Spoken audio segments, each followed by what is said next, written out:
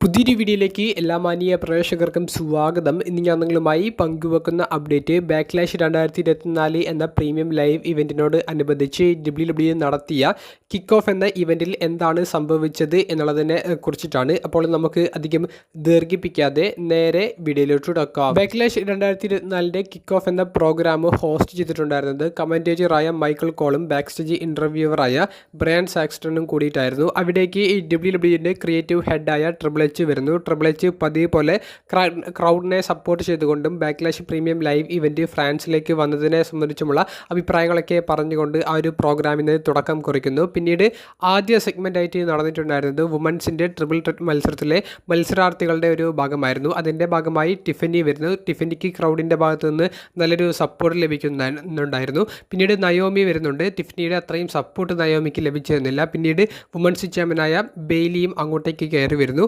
മൂന്ന് പേരും നാളത്തെ ബാക്ക്ലാഷ് പ്രീമിയം ലൈവ് ഇവൻറ്റിൽ വിജയിക്കുമെന്നുള്ള അവരുടേതായ അഭിപ്രായങ്ങളാണ് പങ്കുവെക്കുന്നത്. അങ്ങനെ കുഴപ്പമില്ലാത്ത രീതിയിൽ ആ ഒരു സെഗ്മെൻറ്റ് അവസാനിക്കുന്നതായിട്ടാണ് നമുക്ക് കാണാൻ സാധിച്ചത്. പിന്നീട് നടന്ന ഒരു സെഗ്മെൻറ്റ് ഒരു ടാഗ് ടീം മത്സരത്തിൻ്റെ ബിൽഡപ്പിൻ്റെ ഭാഗമായിട്ടുള്ളതായിരുന്നു. അതിൽ ഒരു ടീമിനെ മാത്രമാണ് നമുക്ക് കാണാൻ സാധിച്ചത്. ലെജൻഡറി താരമായ റാൻഡി ഓർട്ടനും അദ്ദേഹത്തിൻ്റെ പാർട്ണറായ കെവിൻ ഓവൻസിനെയും മാത്രമാണ് നമുക്ക് അവിടെ കാണാൻ സാധിച്ചത്.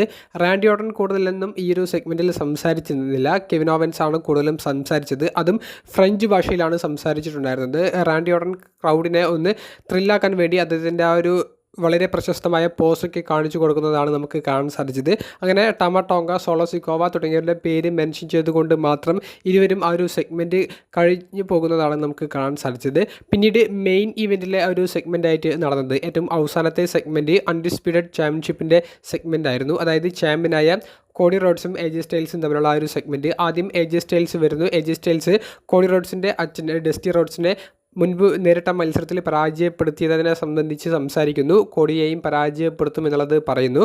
കൂടാതെ ബുള്ളറ്റ് ക്ലബ്ബ് രൂപീകരിച്ച് 11 വർഷം ആയതിൻ്റെ ആ ഒരു ആനിവേഴ്സറി ആയതുകൊണ്ട് തന്നെ അദ്ദേഹം ടു സ്വീറ്റ് എന്ന് പറയുന്ന ബുള്ളറ്റ് ക്ലബിൻ്റെ ആ ഒരു സിമ്പിളും കാണിക്കുന്നുണ്ട്. അപ്പോൾ ക്രൗഡ് ബുള്ളറ്റ് ക്ലബിൻ്റെ വലിയൊരു ആരാധകരാണ് എന്നുള്ളത് അവിടെ കാണിച്ചു തരുന്നുണ്ട്. പിന്നീട് അങ്ങോട്ടേക്ക് ചാമ്പ്യനായ കോഡി റോഡ്സ് കയറി വരുന്നു. കോഡി റോഡ്സ് കയറി വന്നിട്ട് എജെ സ്റ്റൈൽസിനെതിരെയുള്ള മത്സരത്തെ ഞാൻ നല്ല രീതിയിലാണ് കാണുന്നത്, പക്ഷേ മത്സരത്തിൽ താൻ വിജയിക്കുമെന്ന് പറയുന്നു. ക്രൗഡിനെ വലിയ രീതിയിൽ സപ്പോർട്ട് ചെയ്യുന്നു. ഈ ഒരു ക്രൗഡ് വളരെ സ്പെഷ്യലാണെന്നൊക്കെ പറയുന്നു.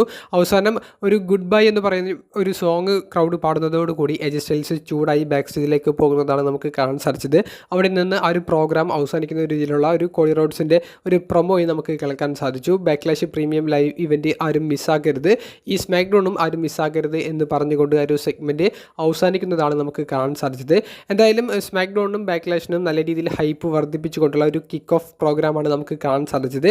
അങ്ങനെ എടുത്തു പറയത്തക്ക വിധത്തിലുള്ള വലിയ വലിയ ഭാഗങ്ങളൊന്നും ഈ ഒരു ഇവൻറ്റിൽ അവർ കാണിച്ചിട്ടില്ല. പക്ഷേ ഫ്രാൻസിൽ വെച്ചിട്ട് ഒരു ഷോ നടത്തുമ്പോൾ അത് അമേരിക്കയ്ക്ക് പുറത്തുള്ള ഒരു രാജ്യമായതുകൊണ്ട് തന്നെ അവർ അതിനുവേണ്ടി ഒരു കിക്ക് ഓഫ് എന്ന പ്രോഗ്രാം നടത്തി ആ ഒരു പരിപാടി നല്ല രീതിയിൽ ചെയ്തിട്ടുണ്ട്. നിങ്ങളുടെ അഭിപ്രായങ്ങൾ കമൻറ്റ് ബോക്സിൽ ഒന്ന് രേഖപ്പെടുത്തുക. അപ്പോൾ അടുത്തൊരു വീഡിയോയുമായി കാണുന്നത് വരെ ബൈ.